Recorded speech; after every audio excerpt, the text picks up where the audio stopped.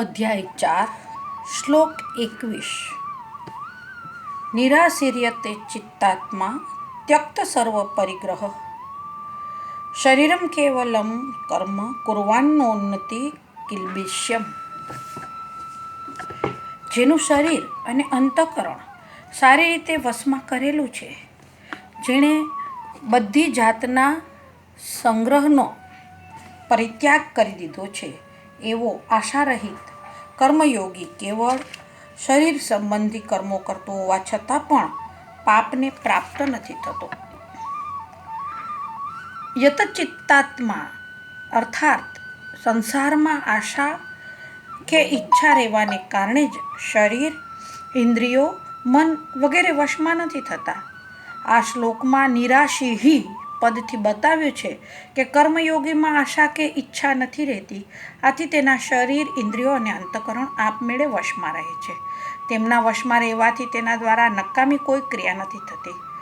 ત્યક્ત સર્વ પરિગ્રહ આ પદથી કર્મયોગી જો સંન્યાસી હોય તો તે બધી જાતની ભોગ સામગ્રીના સંગ્રહનો સ્વરૂપથી ત્યાગ કરી દે છે.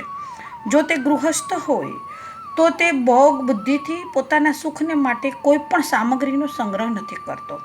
તેની પાસે જે કંઈ સામગ્રી હોય તેને તે પોતાની અને પોતાને માટેની ન માનીને સંસારની અને સંસારને માટેની જ માને છે તથા સંસારના સુખમાં જ તે સામગ્રીને યોજી દે છે.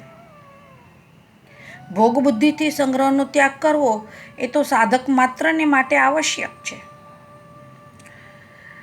ત્યક્ત સર્વ પરિગ્રહ પદથી અહીં એમ કહ્યું છે કે પરિગ્રહની સાથે સર્વ શબ્દ કેવળ અહીં જ આવે છે, કારણ કે નિરાશી એટલે કર્મયોગીમાં આશા, કામના, સ્પૃહા, વાસના વગેરે નથી રહેતા. તે બહારથી જ ભોગ સામગ્રીના સંગ્રહનો ત્યાગ કરતો હોય છે. એટલી જ વાત નથી, પરંતુ તે અંતરથી પણ ભોગ સામગ્રીની આશા કે ઈચ્છાનો ત્યાગ કરી દે છે. આશા કે ઈચ્છાનો સર્વથા ત્યાગ ન થવા છતાં પણ તેનો ઉદ્દેશ્ય તેમના ત્યાગનો જ રહે છે. શારીરમ કેવલમ કર્મ કુર્વન, શારીરમ કર્મ એના બે અર્થ થાય છે. એક તો શરીરથી થવાવાળું કર્મ અને બીજું શરીર નિર્વાહને માટે કરવામાં આવતું કર્મ. શરીરથી થવાવાળા કર્મની વાત 5મા અધ્યાયના 11મા શ્લોકમાં પણ આવી છે, જેનું તાત્પર્ય એ છે કે સઘળા કર્મો કેવળ શરીર, ઇન્દ્રિયો, મન અને બુદ્ધિ દ્વારા જ થઈ રહ્યા છે. મારો તેમની સાથે કોઈ પણ સંબંધ નથી એવું માનીને કર્મયોગી અંતઃકરણની શુદ્ધિ માટે કર્મો કરે છે. પરંતુ અહીં આવેલો શ્લોક નિવૃત્તિ પરક છે, એટલે અહીં ઉપર્યુક્ત પદોનો અર્થ શરીર નિર્વાહ માત્રને માટે કરવામાં આવનારા આવશ્યક કર્મો એટલે કે ખાવું, પીવું, શૌચ, સ્નાન વગેરે માનવું એ જ યોગ્ય પ્રતીત થાય છે. નિવૃત્તિપરાયણ કર્મયોગી કેવળ એટલા જ કર્મો કરે છે જેટલાથી કેવળ શરીર નિર્વાહ થઈ જાય.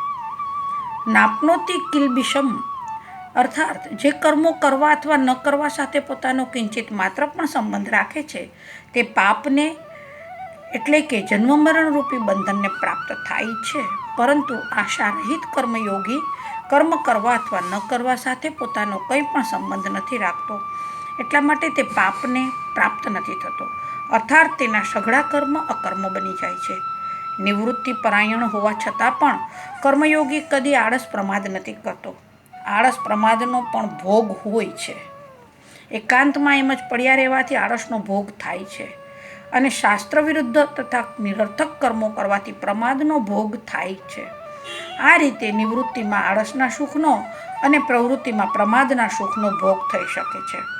આથી આળસ પ્રમાદથી મનુષ્ય પાપને પ્રાપ્ત થાય છે, પરંતુ બહુ જ થોડા કર્મો કરવા છતાં પણ નિવૃત્તિપરાયણ કર્મયોગીમાં કિંચિત માત્ર પણ આળસ પ્રમાદ નથી આવતા. જો તેનામાં કિંચિત માત્ર પણ આળસ પ્રમાદ આવે તો કિલ્બિષમ ન આપનોતી કહેવાનું બનત જ નહીં. તે યતચિત્તાત્મા છે, અર્થાત તેના શરીર, ઇન્દ્રિયો અને અંતઃકરણ વશમાં છે.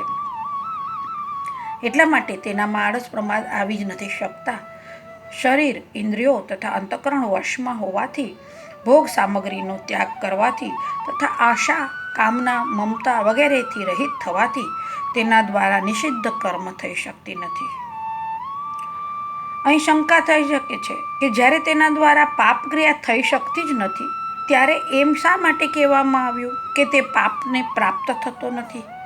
એનું સમાધાન એ છે કે ક્રિયા માત્રના આરંભમાં અનિવાર્ય દોષ મળી આવતા હોય છે. સર્વારંભ હિ દોષણમ ગુમે નાગ્નિ રીવાવૃતા, પરંતુ મૂળમાં અસતના સંગ, કામના, મમતા અને આસક્તિથી જ પાપો લાગે છે.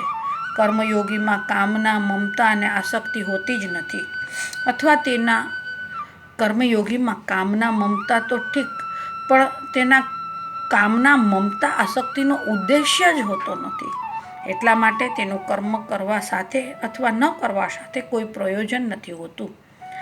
આ જ કારણે ન તો તેને કર્મોમાં રહેવાવાળું આનુષંગિક પાપ લાગે છે અને ન તો શાસ્ત્રવિહિત કર્મોના ત્યાગનું પણ પાપ લાગે છે. બીજી એક શંકા થઈ શકે છે કે ત્રીજા અધ્યાયમાં ભગવાને સિદ્ધ મહાપુરુષને પણ પોતાને માટે કોઈ કર્તવ્ય બાકી ન રહેવા છતાં પણ લોકસંગ્રહને માટે કર્મો કરવાની પ્રેરણા કરી છે. પોતાને માટે પણ ભગવાને કહ્યું છે કે ત્રિલોકમાં કંઈ પણ કર્તવ્ય અને પ્રાપ્તવ્ય ન હોવા છતાં પણ હું સાવધાનીપૂર્વક કર્મો કરું છું. આથી શરીર નિર્વાહ માત્રને માટે કર્મો કરવાવાળા કર્મયોગીને શું લોકસંગ્રહના ત્યાગનો દોષ નહીં લાગે? એનું સમાધાન એ છે કે કામના, મમતા વગેરે ન રહેવાને કારણે તેને કોઈ દોષ નથી લાગતો. જો કે સિદ્ધ મહાપુરુષમાં અને ભગવાનમાં કામના, મમતા વગેરેનો સર્વથા અભાવ હોય છે, તો પણ તેઓ જે લોકસંગ્રહને માટે કર્મો કરે છે એ તેમની દયા અને કૃપા જ છે. વાસ્તવમાં તેઓ લોકસંગ્રહ કરે અથવા ન કરે તેમાં તેઓ સ્વતંત્ર છે. એની એમના ઉપર કોઈ જવાબદારી નથી. વાસ્તવમાં આ પણ નિવૃત્તિપરાયણ સાધકોને માટે લોકસંગ્રહ જ છે. લોકસંગ્રહ કરવામાં નથી આવતો, પરંતુ થાય છે. ત્રીજી એક શંકા એ પણ થઈ શકે છે કે ત્રીજા અધ્યાયના 13મા શ્લોકમાં ભગવાને કેવળ પોતાના શરીરનું પોષણ કરવાવાળા મનુષ્યને પાપી કહ્યો છે અને અહીં કહે છે કે શરીર નિર્વાહ માત્રને માટે કર્મો કરવાવાળો પાપને નથી પ્રાપ્ત થતો. હવે બંનેનું ઔચિત્ય કેવી રીતે કહેવાય? એનું સમાધાન એ છે કે જ્યાં સુધી ભોગ બુદ્ધિ છે અને કર્મો તથા પદાર્થોમાં આસક્તિ રહેલી છે ત્યાં સુધી કર્મો કરવા અથવા ન કરવાથી પાપ લાગે જ છે. એટલા માટે ત્યાં પચંતી આત્મકારણાત એમ પદ આવ્યા છે. પરંતુ તે કર્મયોગીમાં ભોગ બુદ્ધિ નથી અને કર્મો તથા પદાર્થોમાં આસક્તિ નથી. આથી સર્વથા નિર્લિપ્ત થવાથી તેને કર્મો કરવા અથવા ન કરવાથી કિંચિત માત્ર પણ પાપ નથી લાગતું. અહીં પ્રશ્ન થાય છે કે આ શ્લોકને જો સાંખ્યયોગીનો માની લઈએ તો શું વાંધો છે? કેમ કે એમાં આવેલા બધા લક્ષણો સાંખ્યયોગીમાં બંધ બેસે છે. તો ઉત્તર એમ થઈ શકે કે પહેલી વાત તો એ છે કે અહીં કર્મયોગનો પ્રસંગ છે, એટલા માટે આ શ્લોક મુખ્ય રૂપે કર્મયોગીનો જ છે. બીજી વાત, સાંખ્યયોગી પોતાને કરતા માનતો જ નથી. તેનામાં હું કંઈ પણ નથી કરતો તેવો સ્પષ્ટ વિવેક રહેતો હોય છે.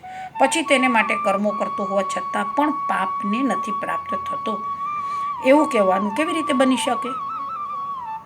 કર્મયોગના સાધકમાં તેવો સ્પષ્ટ વિવેક જાગ્રત ન હોવા છતાં પણ તેનો એ નિશ્ચય રહેતો હોય છે કે મારું કંઈ નથી, મારે માટે કંઈ ન જોઈએ અને મારે માટે કંઈ નથી કરવાનું. આ ત્રણ વાતનો દ્રઢ નિશ્ચય રહેવાને કારણે તે કર્મ કરતો હોવા છતાં પણ તેનાથી નિર્લિપ્ત રહે છે.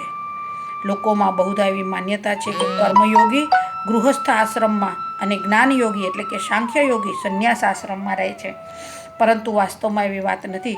જેને શરીરથી પોતાની અલગ સત્તાનો સ્પષ્ટ વિવેક છે તે જ્ઞાનયોગી છે, ચાહે તે ગૃહસ્થ આશ્રમમાં હોય અથવા સંન્યાસ આશ્રમમાં. જેનામાં આટલો વિવેક નથી પરંતુ ઉપર્યુક્ત ત્રણેય વાતોનો નિશ્ચય પાક્કો છે તે કર્મયોગી જ છે, ચાહે તે ગૃહસ્થ આશ્રમમાં હોય અથવા તો સંન્યાસ આશ્રમમાં હોય. ડૉક્ટર ઉષા પટેલના જય શ્રી કૃષ્ણ.